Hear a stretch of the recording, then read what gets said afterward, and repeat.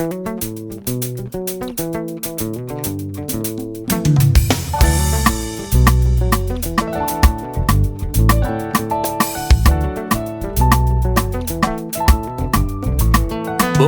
nanga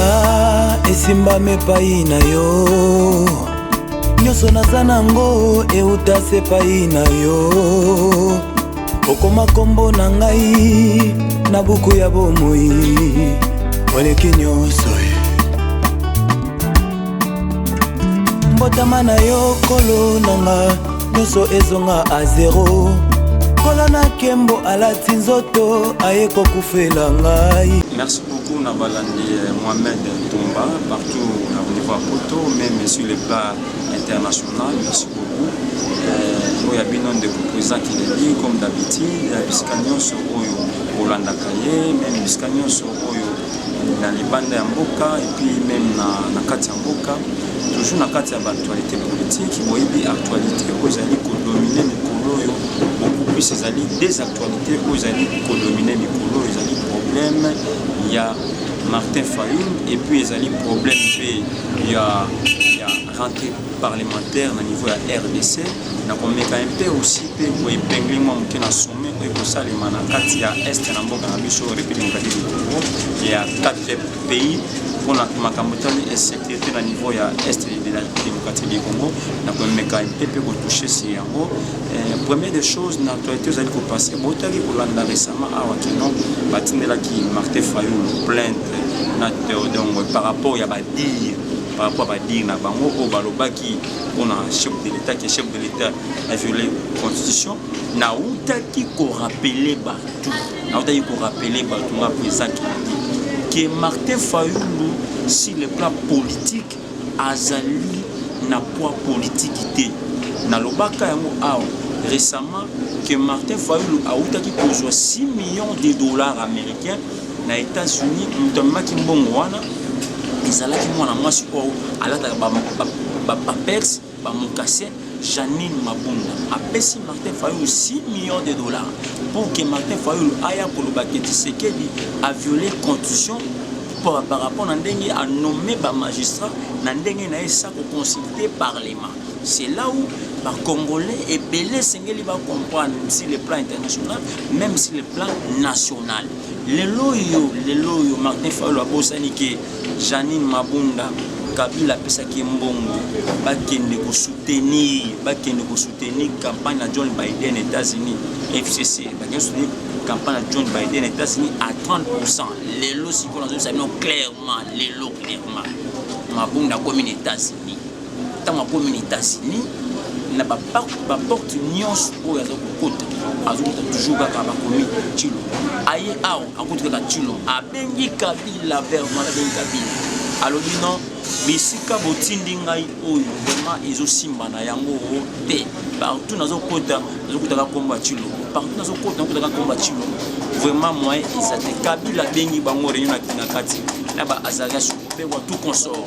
aye bisi bango clair. Alors, tout ça, il va capable tout et simbité. Le coup la rentrée parlementaire, ezali le 15 septembre, oyo, et Sengeli bo voter loi moko, ezala loi on ezala que non, ba député de bazo comme ko voter, bazo comme ko élire chef de l'État. Tout ça déjà ba capable na bango et banyango tout ça appel na population congolaise tout comme na ba congolais nyonso ko bazali panda mboka. Boye bakeno biso tous toujours soudés toujours mobilisés et loko bazo ngaba sala wana ekosimba depuis to construire en tant que population to construire na ministre ya intérieur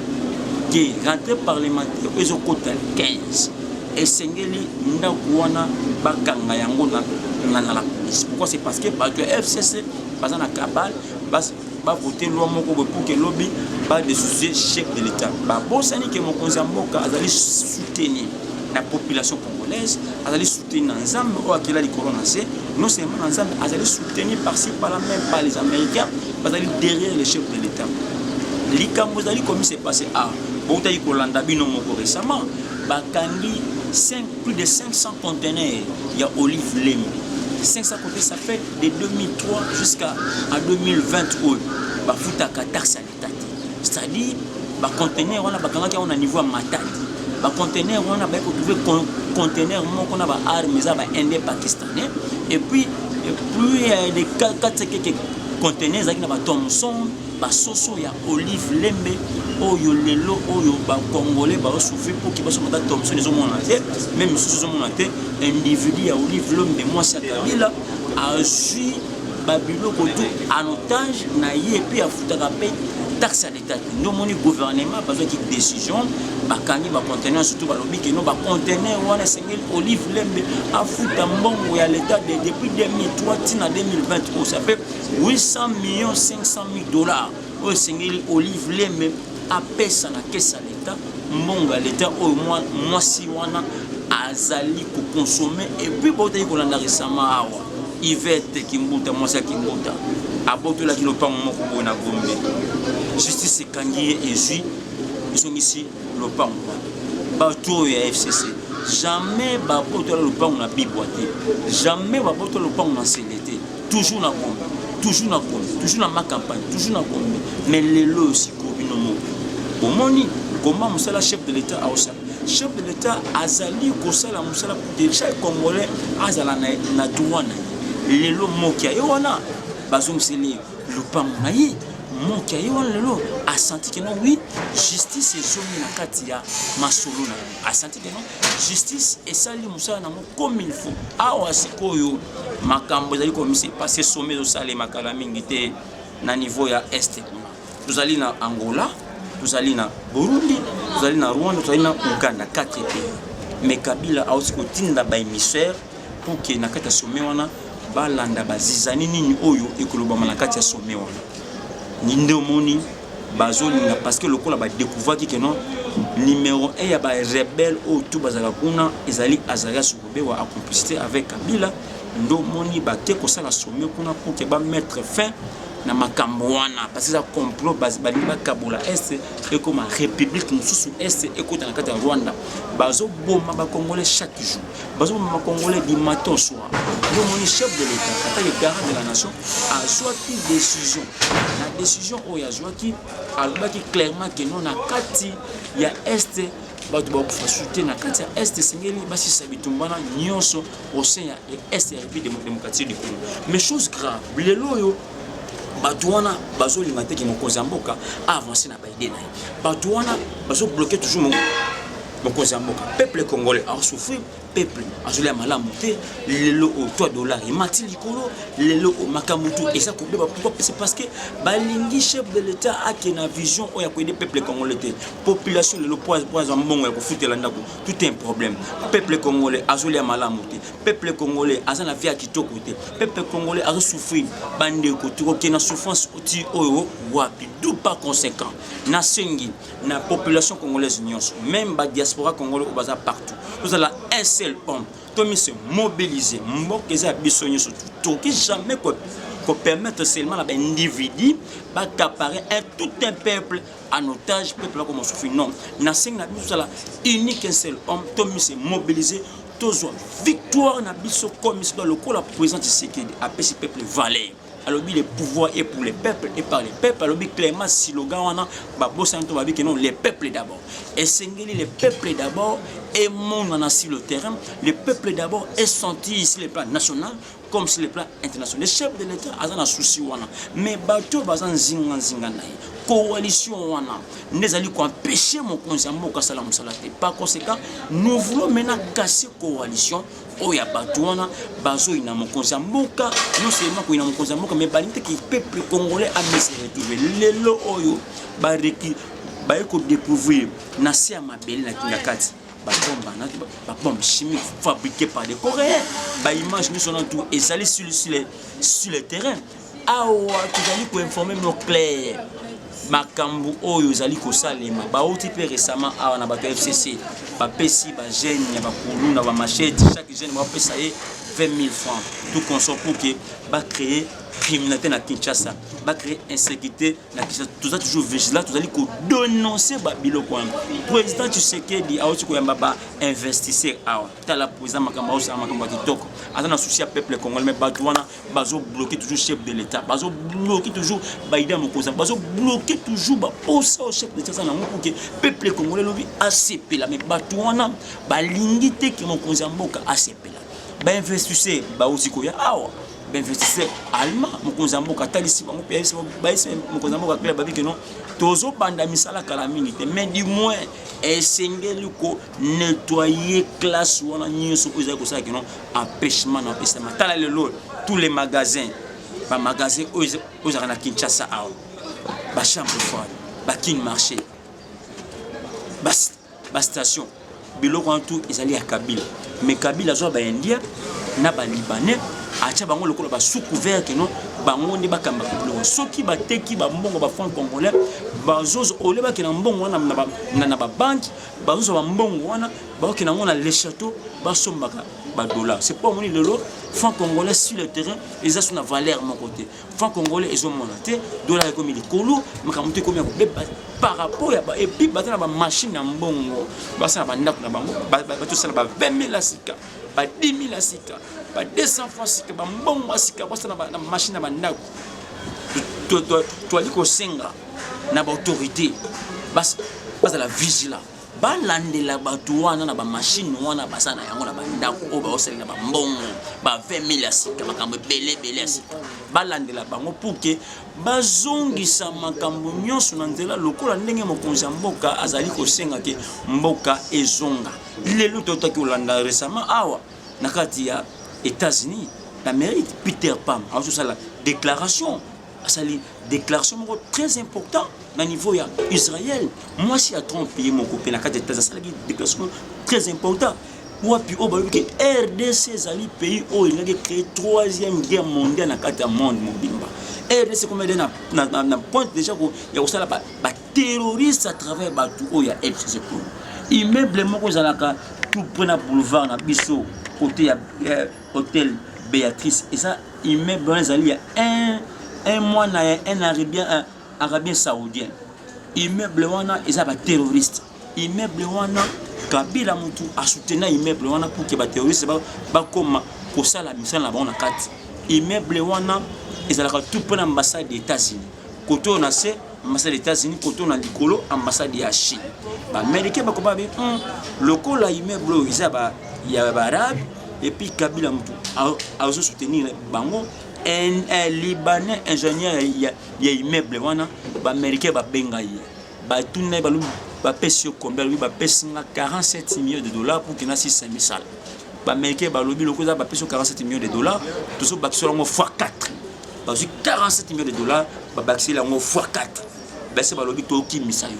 ingénieur libanais a kimana mbongo yango monaka immeuble wana et to mama souté ba américain avec la diplomatie pour que immeuble wana et si la souté awa sikoyo gouvernement congolais à travers chef de l'État à travers tout belé et c'est va jouer diplomatie pour que immeuble wana ezonga na mboka parce que immeuble ça danger permanent na kati ya mboka na biso ça immeuble ya ba terroriste ça immeuble ya ba Arabie Saoudien o ba créer ba bombe chimique o ba sala pour que ba guerre ba terreur ça na kati ya mboka na biso même bazaria sur bewa Kabila a bengisi ba tout par-ci par-là pourquoi Kabila a bengisi Kabila a un problème sur le plan international. Kabila boma mwana ngwe Kassange. Ya mwashi azaka makambo na ye. Na kinga kati. Kabila ayebisa ngwe Kassange ke non na lingi koyoka te ke liwa ya mwana na yo monde entier eyeba ya. Nana ebaki ya mote ngwe Kassange alobela ya mote lelo yo kaka le même mutu wana asasi réunion na kinga kati na bazaga sur le peuple tout comme ça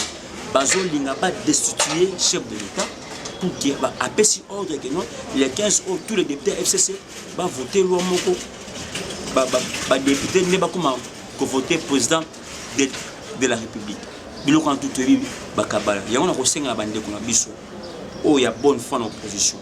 ba sunga ba sanga ba za ini pour que ba contraindre ba idée à FCC na pesi moi muke longo na ndeko na Jean-Pierre Bemba accompagne loko Bemba tangu autalaki na ambassadeur américain Mike Amer atesaki Jean-Pierre Bemba c'est clair avec no tala politique congolaise qui boye qui Bemba azongisi mais lelo Moïse Katumbi accompagne que non tu sais que Dieu besoin na lelo na pouvoir oyo azali produit fruit ya américain botika e asala musala lolenge esengi États-Unis d'Amérique ndenge bazali ko appuyer et puis ndenge bazali ko accompagner par rapport à vision na politique oye azana na sepeli quand même na connaissance Jean-Pierre Bemba par rapport à vision politique na oyo azana yango malgré lelo accusation bazo ko accuser par-ci par-là na bandeko ba Martin Fayulu bazo ko accuser que Bemba comme na nzungu moko na kati na la fête tu sais que dit on les a faux et archi faux Bemba comprend place sur les OK Bemba comprend politique par rapport à rencontre na un ambassadeur américain Mike Amer awa siko makambo ndenge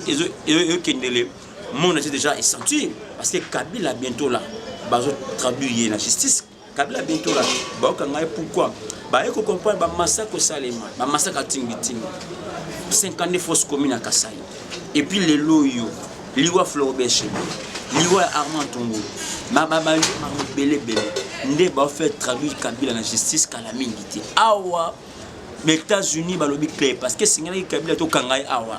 na kati ya zo to tina prison makala mais ba américain balobi te to tina prison makala bochaye na kati ya justice internationale to bisi ba américain clair que non to kanga Kabila mais to partager ba bien Kabila balobi après Kadhafi c'est Kabila na mbongo Kabila za na 84 milliards de dollars au ba na banque ça ko compter ba 178 entreprises privées ya mwasinaye ça ko compter ba 270 quelques babiloko oyo bazana yango privé à l'état ba botola nanko o lelo Kabila bazali ko jouer na kati ya biloko ya Congo ndomoni chef de l'état ba c'est partenaire américain et sengeli Kabila azongisa mbongo ya bana mboka oyo ya joie ba partager na justice internationale ce que moi lelo ba suspendre moi sur na ces pays madame Bensouda wana CP c'est parce que alia qui mo Kabila belé il a fallu quand Kabila avant mais pendant il congeler dossier Kabila geler dossier Kabila mais le temps où va suspendre sur le plan international na niveau CPI no Moscou accélération il y a Kabila bandit sur le plan de la justice dans son lobby Kabila na ba information aujourd'hui lobby Kabila a otaki ko piquer crise à sali diarrhée rouge verbale aso banga déjà que non arrestation na dans l'immédiat ezoya je mets quiconque a des faits Kabila sera arrêté sur le plan international par rapport à massacre salé aboma Armand Tongo aboma papa mbalakinga kati Kabila le même Kabila aboma katumba moi qui la kinga kati d'abord liwa katumba moi so motali liwa na ba vidéo ezali to relaxa bino na ba micro ezali kuya bazo boma katumba moi qui bazo kateli toyi azomona bakati elongi azomona balongole mutu azomona c'est ça rola Kabila abomi ba congolais belé bipa boye bazomona na misu ndenge azali ko sala ba lelo bana poto nazo pesa une information très claire bana poto je vous dis clairement bitumba dozo kuna kata Kinshasa oyo eza très grave récemment même ngai moko a na bimisa ki ba information a na suba appel ba Kabila passer par là parce que menacer vie na nga personne menacer ba clair que non aussi longtemps peuple congolais nous a calmé aussi longtemps peuple congolais a mis se retrouver biso en tant que balobela peuple to kolemba pe kolobela peuple te to bana ko toujours kolobela peuple ko défendre les valeurs peuple congolais pour que peuple a mis se retrouver biso la kana slogan moko les peuples d'abord ils a slogan te peuple d'abord ba vantité peuple d'abord ça misala et puis respect ya personne humaine ya mutu nous faisons Seigneur à la libre vous allez amis s'exprimer Seigneur à ça makamba kitoko lelo moni lelo tseke dit jamais vu dans le monde un président de la République a solo na mutunyo sondenge et sengeli mais est-ce qu'une époque n'a pas mot est-ce que yo on pousse devant Kabila au soin ndengwana est-ce qu'une époque n'a pas une époque on pousse devant chef de soin ndengwana mais quand même tseke alors c'est amour bolingo toute personne azali na droit comme se met devant chef de l'état toute personne a droit ça yango to seigneur que non to soutenir mon conscient mboka la vision na yeye to soutenir chef de l'état la vision toi si ma chef de l'état to koki jamais ko permettre ceux qui m'ont quitté na ba dongolo mis sur FCC va menacer le chef de l'État, va menacer le peuple contre Rolingangote. Par rapport à quoi? Je vous dis clairement par rapport à quoi? Les lots, Azarias Roubewa, va le bien, recensement fait Salema en 2023. Parce que pouvoir, tu aussi le loté. Pouvoir, il de pèse abondé depuis 38 ans d'élite. Et c'est une de pèse à la Kissa, état de droit autobahné Koloba. Na kati ya parti ya UDPS aux parti national tout comme international na monde na pe na Afrique mobimba to la ça état de droit autobundela on a bic la papier to la ça on a mis ça là parce que on a pouvoir ah ou abota igolana veut que recensement il faut ça les mains to ba qui est congolais et qui n'est pas congolais mais Azarias Roubewa alors bien non ministre ya de décentralisation azali na droit ya kosala recensement OK to bi que non muzali na habilité au ça recensement les ministres intérieur baki na procès va fundani ministère lelo a gagné Robert Wazo banga que parce que Azar Rwandais que Azar Rwandais Kabila Rwandais Tambo Mwamba ba nationalité belé mabunda mwasi oyo alata ba pampers na ba mukase azapela mobilité azara ndenge yembele mais mwasi oyo amela makila chaque jour ya ba congolais ba melaka makila na kinga kati chaque mois ça va chaque moto vers makila bakuza mela kabila lokwa kabila comme nzambe na bango bakuzami bandimi bazo kwa dore kabila oya tangate même école primaire kotate na ba acha batata mikolo bongo pa kuma ko kuma mela lokwa kabila wana. C'est chose grave dans mboka. Chose grave, je vous dis, ce qui se passe dans le mboka na biso Congo, ou na ba Congolais, ou ya boato, c'est inadmissible, inacceptable dans mboka boy. Mutu ko kabila mutu tangate, aza même pas na niveau mon côté, akoma ko dominer ba professeur à université, akoma ko dominer ba docteur en droit. C'est chose grave dans mboka. Oh. Bazo banga recensement pourquoi parce que mais non parce que congolais bazo banga recensement mais non na quitté le bon tu koyoka pe awa récemment Vital Kamerhe cité na liwa Delphin Kahimbi le général Delphin Kahimbi ba dossier c'est belé à complicité na Vital Kamerhe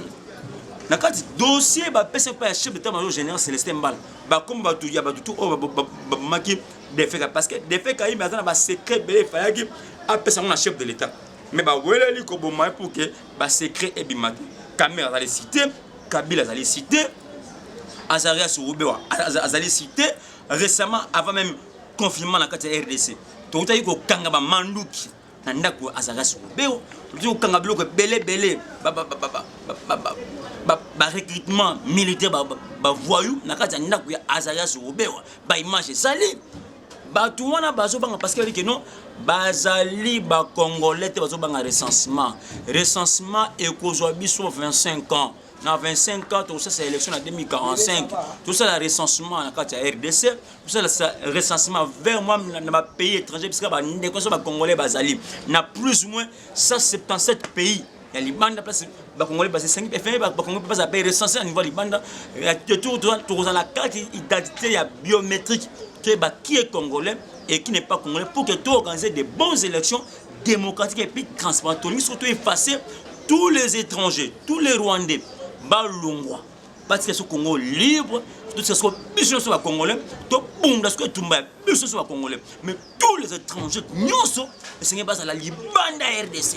Do bitumba na biso ide pesi yango wana. To bunda bitumba pamba, to bunda bitumba pour que tu écarter tout ba Rwandais o ba tinga ba boto biso mboka na biso, ba bangi za ba sati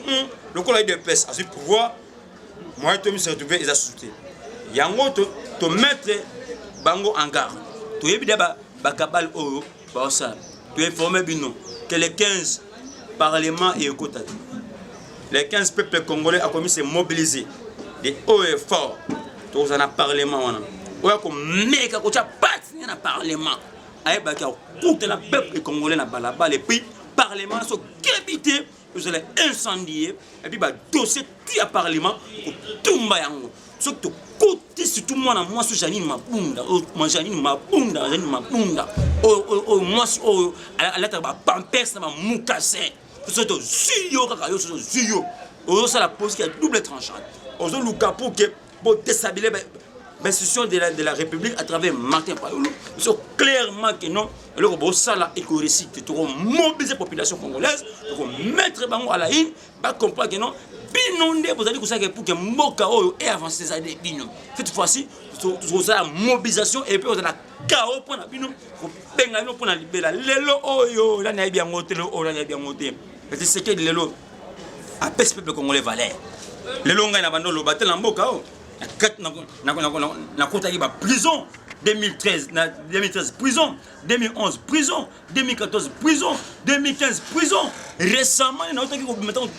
tout pouvoir na bimi na cette liberté d'expression est commis lelo na Congo Moutou azofinga président Tshisekedi Moutou azokitire président Tshisekedi mais jamais koyoka ba arrestation mokolo moko. C'est ça le chef de l'État. Le chef de l'État azana bolingo na peuple congolais. Chef de l'État aligné mboka na c'est ça un chef de l'État. Tu vas na mboka oyo. Et puis la prophétie à Simon Kimbangu. Tu bien très bien. Bon meka qui Tshisekedi na président serment. Bon beti bord a kufete. Bon meka na ba attention avion a kufete. Bon tu komeka ana kingabo a kufete. Bon meka na ba makambutu a kufete. Bon mele même na ba conseiller batunaye na présidence. Banda caméra longo na présidence à la prison. Batu na présidence ba ko faire souci. Lelo présidence de la République qui m'écoute. Il n'y a pas de mort, il n'y a pas de dégraissement des dents. Tant que Mikolo que je donne maintenant du respect à la présidence de la République et Béra Kachimi plutôt que soutenir ma casse que chef de l'État a reconnu le titulaire. Il y a cabinet parce que on a senti que non Ebera Kachimir a la vision mon Kozamboka. Ebera Kachimir a travaillé pour mon Kozamboka. Avec le quoi caméra to maintenant tu as poison. Poison aussi à présence le lo donc fera souter na n'importe caméra il y a eu 31 morts conseil chef de l'État. Le lo bato fera souter. Bisone bato tina caméra était à Kengo bala Amida. Amida za moi si o asana bila kelimabi. Amida abelisi makambo shibi Amida wana abelisi makambo Didi Kinwani Amida kenda ko bala sénateur président sénat ya Brazzaville Amida wana lelo président sénat wana akoma paralysé atamba souté le même Amida ayo bala sous caméra atamba bali caméra ayibi mbonga mboka po abala ki mwana mwasu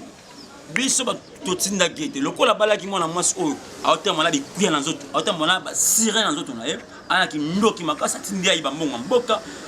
inaka sibi conséquence ne parce que caméra na prison akobima lelote akobima ti 2055 et ils a lelote tozali ko informer na ba tu nyonso tout UDPS akotika pouvoir lelote UDPS akotika pouvoir ti moko sur masia kozongo UDPS osala remise et reprise na Jésus-Christ de Nazareth wana tozali ko esa bino clairement bon matin bon kita pour ça ba cabal comme il faut. Clair que non, tu sais que le Bozomona, ce n'est pas n'importe qui. C'est un diplomate. Il y a une différence entre un politicien et un diplomate. Et il faut que ça soit en clair. Vous avez affaire devant un diplomate. Et je vous informe clairement que c'est impossible. Et qu'on renverser le régime. C'est que ça passe pourquoi c'est parce que tout au Bossala. Bien déjà, et puis le peuple, défoncer le peuple. Non seulement le chef de l'État, c'est clair que non, et aussi nous avons déterminé, mobilisé pour la Macambo. Nous sommes tout, et puis d'ailleurs, l'information sur Autozoaki, toute information, les Cambo, il y a Zandou. Les Cambo Zandou, ils ont posé problème. Les Cambo Zandou, Chantini Ngobila. Alors que Zandu elongo awa et que na Fikini et na Zandu. Ça c'est plaqué avec les peuples congolais. Ça c'est jouer avec les peuples congolais gentiment. Peuple azali souverain. Peuple azali au-dessus. Peuple basakanakana été. Peuple azo souffrir. Peuple bazo nyokwama. Peuple bazo souffrir bazo nyokwama. Je dis et haut et fort. Je demande en tant que porte-parole non seulement le chef de l'État sur le plan national, sur le plan international, et puis au sein à partir de Bisso, je demande à ministre intérieur. Base à la vigilance parce que non seulement bazo menacer peuple mais bazo menacer chef de l'état Zandouana ils ont plus ou moins 30 000 commerçants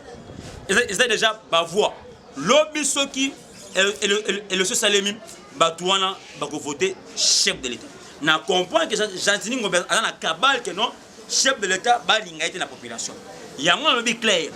Zandou ba ko déplacer yango té Zandou ko zalaka ka Zandou ezali basala ça depuis 1970 jusqu'à ce jour Zandou ça déjà 50 ans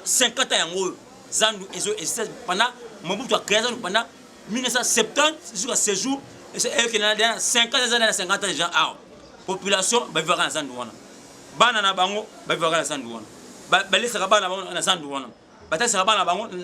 na Zandou so lelo na situation mboka ndenge etambola boy na souffrance ba bandokyo ya SSC bandokyo ya mboka oyo bolinga peuple a souffrir bolinga peuple a souffrir awa sikobe ba bien que non je mets compte en défi Zandou eko déplacer té et puis Jantini Ngobila et bango très bien population ba souverain population Zandou bazali ko réclamer bato sika administration sika ezonga na sengi na bino bozong sa administration sika soki bo boy Zandou ko sika na ndenge wana pi population ko teka sans ticket pour que ba suivre parce que zali mboka na bango boko sala bango le comme côté je mets compte de fil population va toujours souverain merci beaucoup bandeko balanda président Kennedy au niveau à Poto na profiter pena pesa Roger Mambote au niveau à France na profiter pesa bandeko news surtout balanda au niveau à Poto mbote mingi na maman Charlotte Ndenga merci beaucoup mère boss c'est plus makasi na pesa na mbote mingi na ma news tout d'ailleurs ça là ba président parlement de news en soutien na yo ma mtubele belé pesa mbote mon numéro c'est plus que 243 85 888 66 87 plus 243 85 888 66 87 plus 243 888 66 87 merci beaucoup.